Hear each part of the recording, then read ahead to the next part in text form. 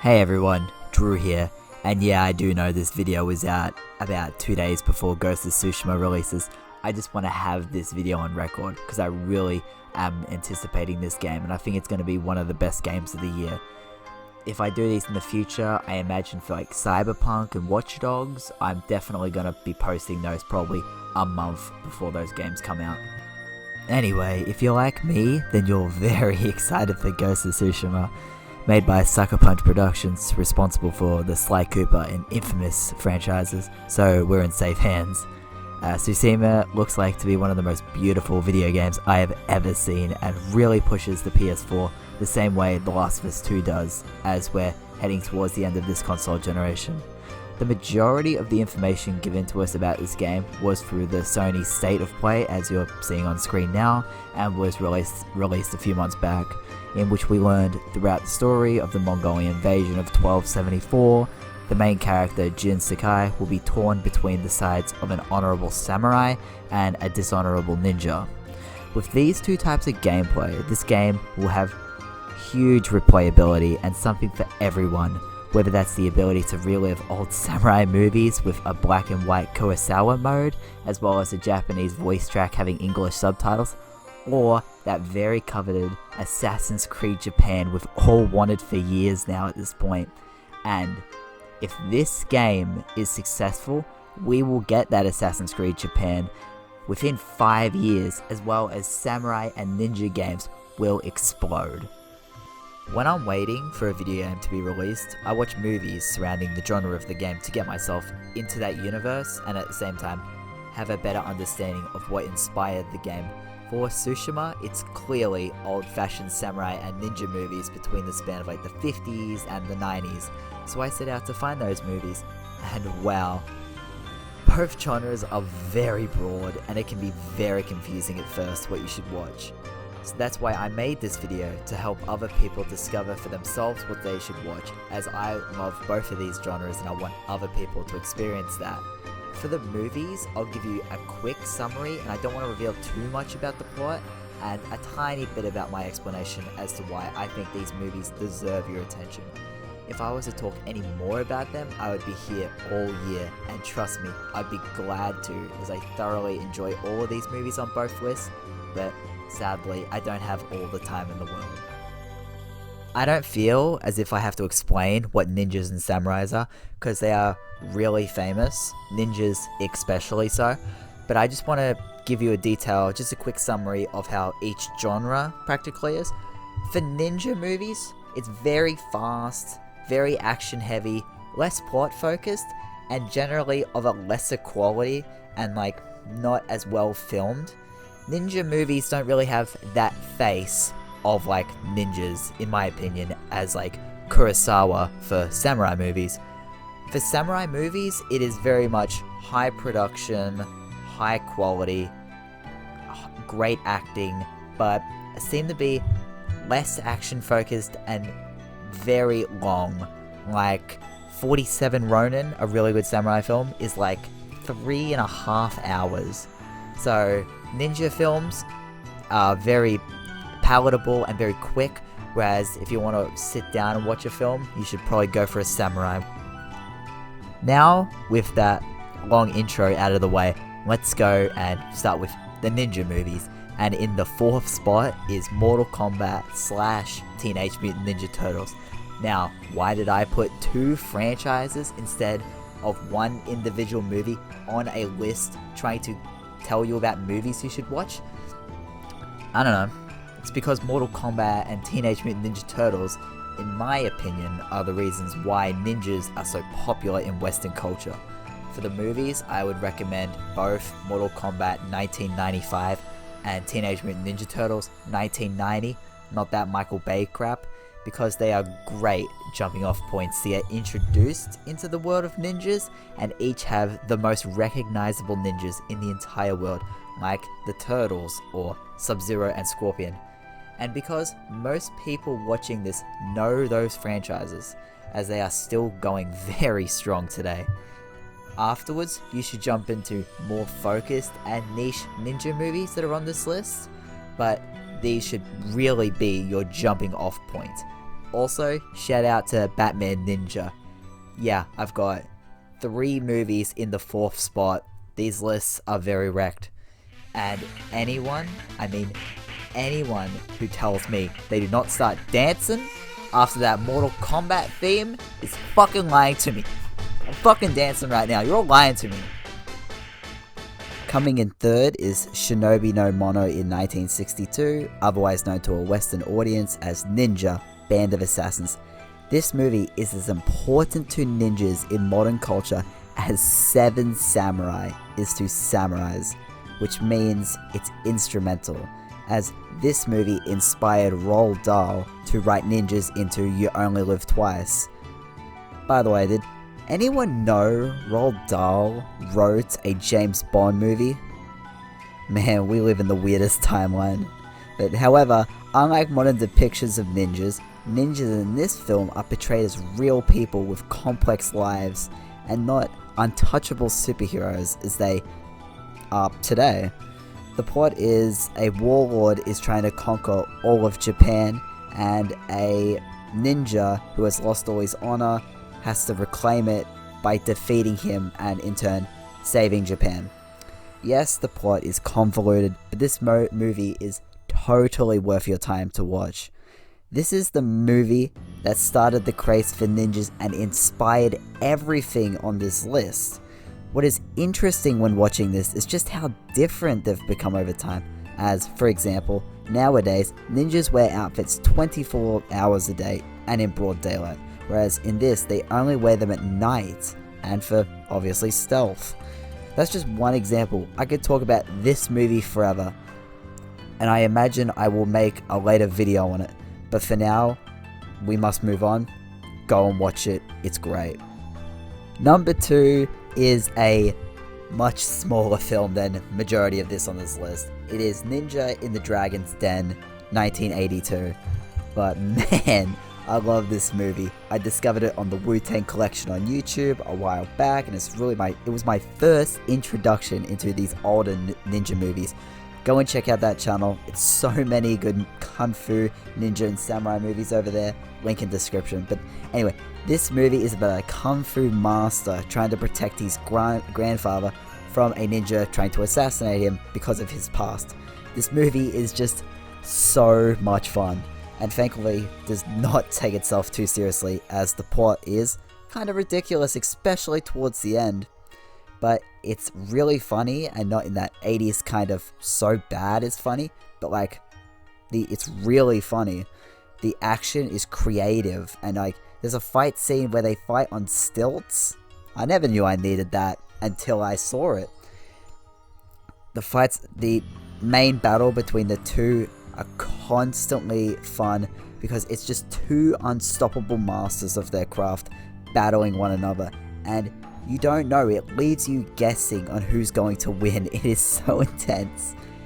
If you want just a pure hour and a half, fast-paced action, and a movie that has a meaningful story but doesn't get in the way of everything, this is definitely the movie for you.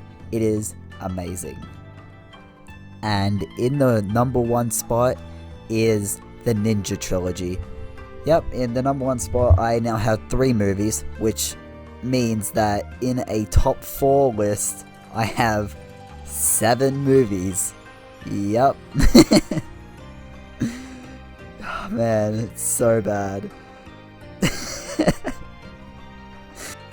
These 3 movies include Enter the Ninja, 1981, Revenge of the Ninja, 1983, and Ninja 3: The Domination, 1984.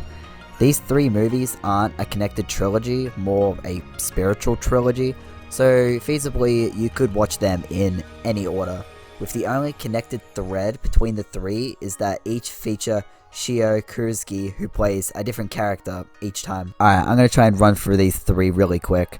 So, in Enter the Ninja, Cole, who has recently finished his ninja training, helps his friend Frank from an evil businessman who wants to own their land. After Cole continuously beats the guy's goons, he calls Cole's rival from ninja school to beat him, as that ninja doesn't like the fact that a white person has become a ninja, which is understandable for those times. In Revenge of the Ninja, A ninja's family is attacked by an army of a rival ninja clan, leaving only himself, his son, and his mother. He retires as a ninja and goes to America, where he opens an art gallery with the help of his friend Brayden. Eventually, it's discovered that Brayden is running a drug smuggling business. Brayden tries to strike a deal with Califano, a mob boss, but Califano and Brayden cannot find common ground and eventually engage in a turf war. All hell breaks loose, and the main character must return as a ninja to protect his family. In Ninja 3, The Domination, okay, the first two make sense as typical ninja movies, but this movie takes a leap of fucking faith, as it has horror and supernatural elements which are pretty uniquely thrown in. Like, I haven't seen that in like any other ninja film that I can recall right now. A woman named Christy is possessed by an evil ninja and controls her to kill policemen that killed the original ninja. It's like Chucky, if you can think of it in a way. And then another ninja named Yasuma travels to America to hunt the evil ninja down, leading him to Christie. It's like, it's just so weird having a horror element. But you can imagine ninjas as that horror creature. But it's not Friday the 13th scary. You're not going to get jump scares and stupid teenagers. You're just going to get like more horror tones. The reason why I put this ninja trilogy as number one on this list is because these are just the epitome of ninja movies. And to all zero of you watching who may be asking, why, if I'm trying to argue you should watch these movies, why did I just run through the plots, especially the ninja trilogy? It's because the plot doesn't really matter for these three films. I think these three are just the best snapshot of what influenced Ghost of Tsushima. Just cheesy, action, fun movies.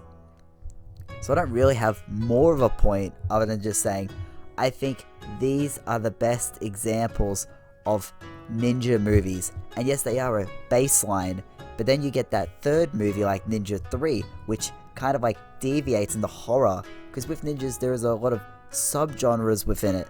I just think the first two are the best standard, and then after, if you enjoy these movies, then you can go into more niche and more unpopular ninja movies like 5 Element Ninjas, just really obscure and random stuff.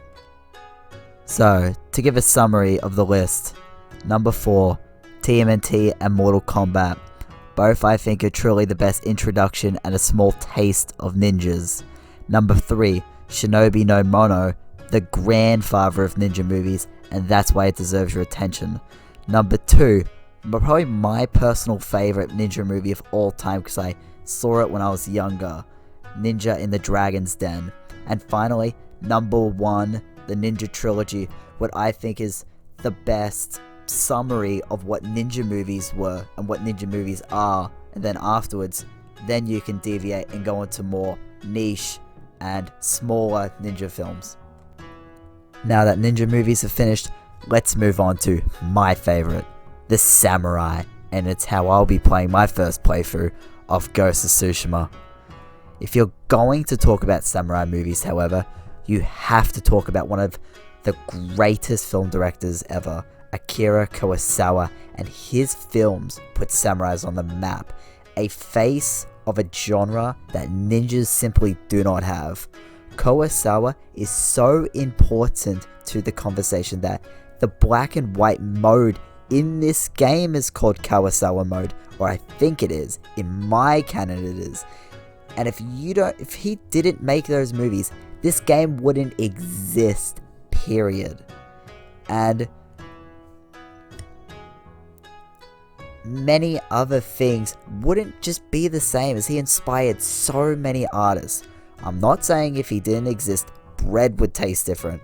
I'm saying he's a big influence, and one that isn't discussed enough. Now, out of all the movies, out of all these ninja movies, I could have had an entire spiel about, I could have just ran through all his movies. They're that good. But this video is about movies to get you into the samurai genre. And from what I saw, a lot of them are really, you have to have knowledge. It's really hard to get into these movies. And it was hard to write. And it was hard to describe why you should watch it to a newcomer. And so, I am only putting 2 movies on this list. And with those 2 movies, then you should be able to decide for yourself. I'm not going to give you 7 movies like I did ninjas. Because ninjas, like I said, are very easy, whereas samurais are much harder to get into. And so, at the number 2 spot is Tom Cruise's The Last Samurai. This movie deserves way more attention. A lot of people may be surprised to see that I've put it this high, in my opinion, as the 2nd greatest samurai movie of all time. But this movie is so lovingly crafted and takes inspiration from Kurosawa's movies and melds that with modern techniques to give it a timeless feeling that Kurosawa's movies have. Tom Cruise gives his best performance by far, and it's his best movie by far, and it's his best hair by far. It's the holy trinity of Tom Cruise. And I don't know what you get from that. You probably just get a link to his Oprah video where he just jumps on a couch. But if it's not for the historicalness of number 1, this may be the greatest samurai movie ever. It is so hard. It is so hard for me personally. I feel like this movie has the best costumes, I think the best acting, best pacing, best action, and the plot is equal to the number 1 spot, which we all know, but I'm going to keep it a secret until I reveal it. The plot is set in 1870s Japan, starring Tom Cruise. Let's not kid ourselves. In every movie, it's just Tom Cruise. It doesn't matter what his character's name is. He's Tom Cruise, an ex-American army captain who has become an alcoholic after experiences with both Indian and the Civil War. He is hired by the Emperor of Japan to train his armies to fight a Westerner style, to try and westernize Japan to fit more in with the rest of the world, to help with trade, and also is tasked with killing the last remaining remnants of the samurai. Cruise is eventually captured by the samurai and learns their way of life and joins their cause. This film is probably deterred a lot of traditional Japanese samurai fans, as it has Tom Cruise in the poster, and the film is called The Last Samurai, which is really weird if you watch the movie. You come to realize, like Chris Stuckman said, it should be plural. It's really about the last group of samurais. Ken Watanabe is in this film, and he is so great. He shouldn't just be remembered as that guy who says, "Let them fight." The chemistry between him and Cruise really makes this film, and their conversations are just so investing. This film is more about 2 cultures coming together and learning to appreciate one another and working together to make something better. This movie is the movie that got me into samurai movies, and in my opinion, it is one of the best movies ever. In that same category as like Drive, and because it is so good, it is definitely recommended for anyone. Now onto one of, if not the greatest movies of all time, period. The 7 Samurai. It is the pinnacle of Akira Kurosawa's directing and his most famous work. This movie, along with his other samurai classics, which I'm not going to try and read out, I'm just going to put them on screen. I tried doing that with a bunch of takes, and they've all just failed. These films shaped not only the landscape of samurai movies, but culture itself. It has inspired so many projects, everything. And that's why it is so hard to talk about this film, because it's been talked by everyone. There's nothing new I feel like I can bring to the conversation. So I was going through all my stuff, and when I first watched this movie, I've seen it 5+ times now, I wrote something down because I was trying to describe how I feel about this movie, like I do with a lot of them. And I'm going to read out what I wrote a few years back, I think. So here it is. When I listen to albums, read books, and play video games, I normally give ratings, not because a rating matters due to them being subjective, but because it helps me compose my thoughts and quickly organize my opinions. I have only ever given a 10 out of 10 to 2 pieces of media, and I have taken one of those back. As I sit here after watching The Seven Samurai, hours later, I feel as though a score isn't necessary. This is the greatest cinematography I have ever seen, and this may be the greatest film ever. Wow, how pretentious I used to be. I almost cringed reading that, to be honest with you guys. And I still agree with that quote today. This movie is essential watching for literally everyone. It is so important to the history of cinema that if you love movies, you have to watch it. I just want to thank all of you for watching this video, and to reiterate, I am so excited for this game. Don't worry, I can keep my hype in check, so I do still have realistic expectations for Ghost of Tsushima, and I will be reviewing it in probably 2 weeks, hopefully. And so I hope you guys go out and watch a couple of these movies before the game comes out, especially Last Samurai and The Seven Samurai. I know this video is very late, and I'm sorry about that. I've just been having a lot of trouble with this microphone, and I've had to be going to work a lot, so I haven't had really much time. But before this video ends, I stumbled across so many more ninja and samurai movies. I'm definitely going to watch all of them and probably do a tier list video maybe, if you're interested in that. But I just want to quickly name off like all the films I saw, just give their names and the year, and then that's when I'll finish the video after that.